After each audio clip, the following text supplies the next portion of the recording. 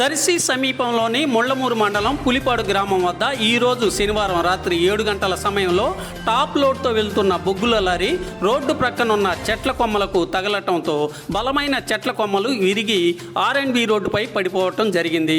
అలాగే ఇదే lorry road ప్రక్కనున్న విద్యుత్ స్తంభాలను కూడా ఢీకొనటంతో విద్యుత్ వైర్లు కూడా తెగిపోవటంతో విద్యుత్ సరఫరాకు అంతరాయం ఏర్పడిపోయింది. ఇదే సమయంలో దర్శి నియోజకవర్గ TDP in charge doctor Gottipati Lakshmi Pulipadu వద్దకు చేరుకొని ఈ సంఘటన జరిగిన తీరును పరిశీలించి వెంటనే కరెంటు ఎగ్జిక్యూటివ్ ఇంజనీర్కు పోలీసు అధికారులకు ఫోన్ చేయడంతో పోలీసులు విద్యుత్ శాఖ అధికారులు హుటాహుటిన అక్కడికి చేరుకొని సమస్య పరిష్కరించే చర్యలు వేగవంతంగా చేపట్టారు.